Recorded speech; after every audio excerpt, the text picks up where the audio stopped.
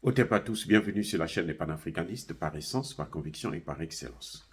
Celle des citoyens qui émitent par nécessité et obligation de combat.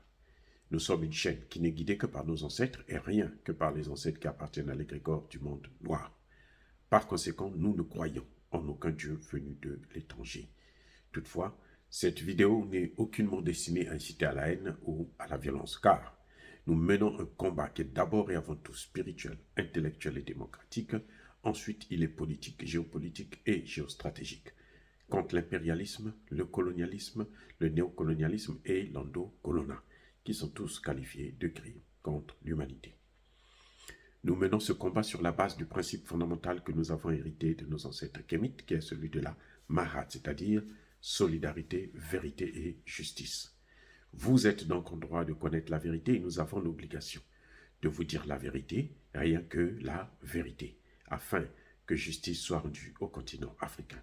Et ça, c'est notre modeste contribution dans cette noble lutte en faveur de la souveraineté, la dignité, la solidarité et l'unité africaine. C'est exactement ça que nous appelons le panafricanisme. Bien-aimés frères et sœurs, quelle est la force d'Ibrahim Traoré? Qu'est-ce qui fait que Ibrahim Traoré puisse réussir? Quel est son secret? Alors, vous savez,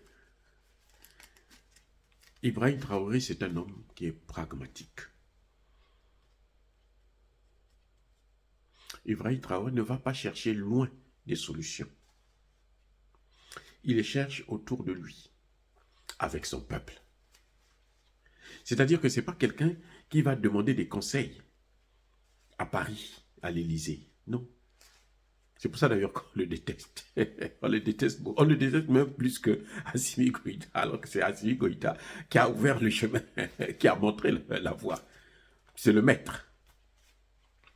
Mais Ibrahim Traoré, c'est incroyable. Il a su se connecter avec son peuple, avec la jeunesse. Et il fait exactement ce que la jeunesse lui demande. Vous savez, quand on regarde bien le bilan d'Ibrahim Traoré, mais on est forcé d'apprécier. C'est incroyable. Lorsque Blaise Compaoré assassine lâchement, sauvagement, le président Thomas Sankara, il avait avec lui le Burkina, avait l'armée burkinabèse, 10 avions de combat. Quand Blaise Compaoré prend le pouvoir, le conseiller, l'attaché militaire français, qui travaille donc avec Blaise Compaoré,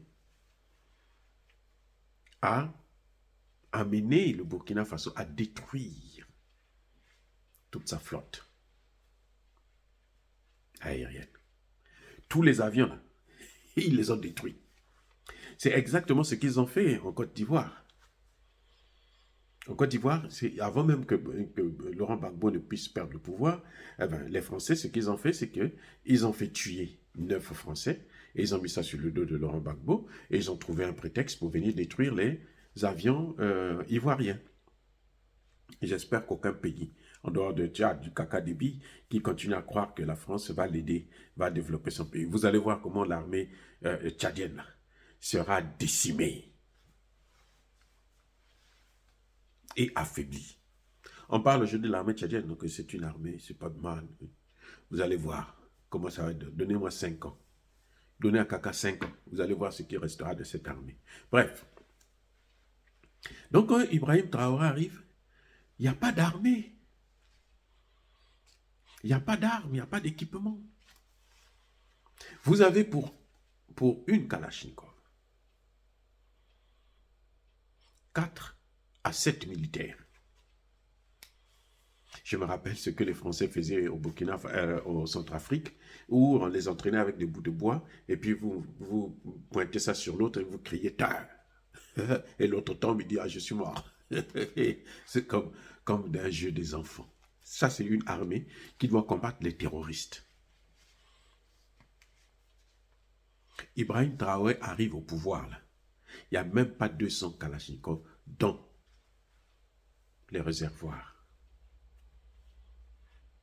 au dépôt militaire burkinabé. Même pas 200.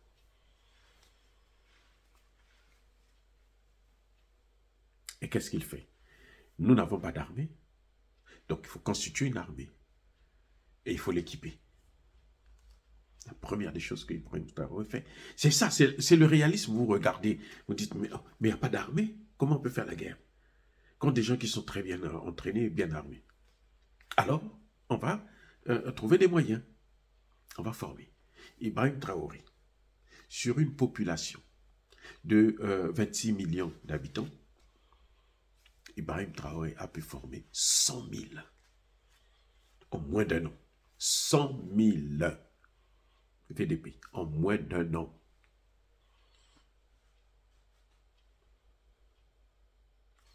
Il a commencé à acheter des armes. Ce qu'on n'avait pas vu depuis longtemps. Ce qu'on ne voit pas dans d'autres pays qui sont plus riches, comme le Congo démocratique de Tshisekedi. Tshisekedi arrive, il n'y a pas d'armée. Il passe 4 ans et demi. Sur un mandat de 5 ans, 4 ans et demi, il ne sait pas qu'il n'y a pas d'armée. Qu'il faut réformer cette armée, il faut former, il faut travailler. 4 ans et demi. C'est maintenant seulement que Tshisekedi commence à former quelqu'un. Et vous savez combien il a formé? Pendant 5 ans là. Tshisekedi a formé 40 000. Ils ne sont même pas encore terminés, hein. C'est pas encore fini. Donc, il faut compter une dizaine de milliers seulement. Pour un pays qui compte combien de millions d'habitants? Vous savez combien? 120 millions. 120 millions d'habitants. Et on vous sort en 5 ans 40 000 pour un pays qui est en guerre. Maintenant, demandez-moi, sont-ils équipés?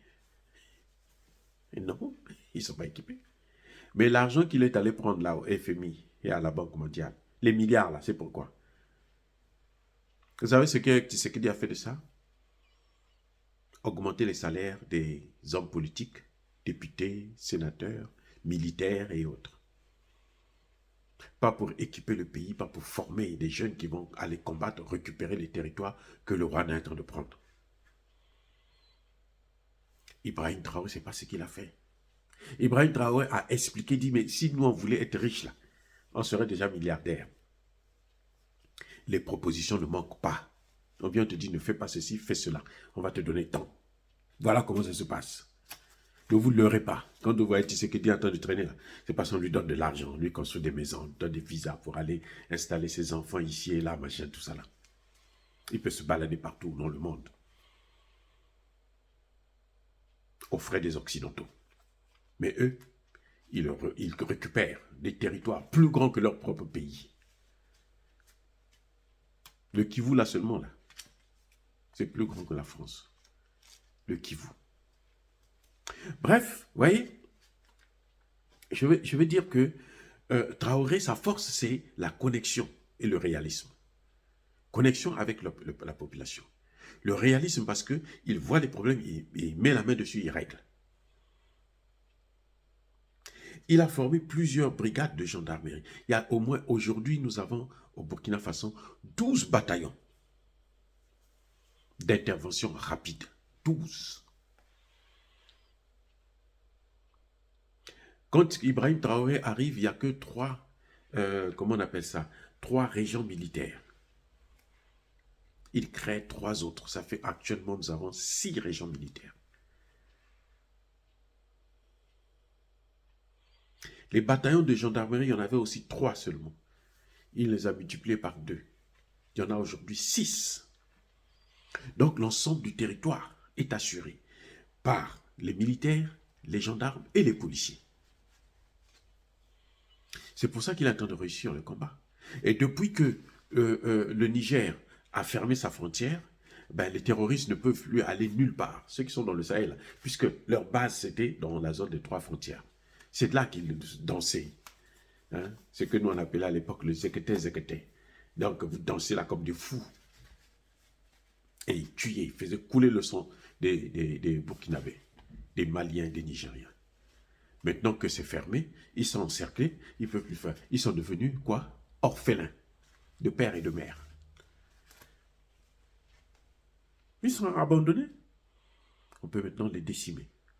Et c'est ce que ces armées des États du Sahel sont en train de faire. Dire cela, c'est inciter à la haine ou à la violence. Non. Yaba, colère, veille, encore une fois de plus, bien-aimés frères et sœurs, soyez bénis, je persiste et je signe, soyez abondamment bénis par le Dieu des Kémites et par nos ancêtres angélisés. Mais que tous ceux qui persécutent le continent africain le pillent et le déstabilisent, qu'ils soient noirs, blancs, chinois, arabes, indiens, juifs, qui qu'ils soient punis, maudits, foudroyés, neutralisés, écrasés, effacés par ce Dieu des Kémites et par nos ancêtres angélisés. Vive l'Afrique éternelle, j'ai dit et j'assume.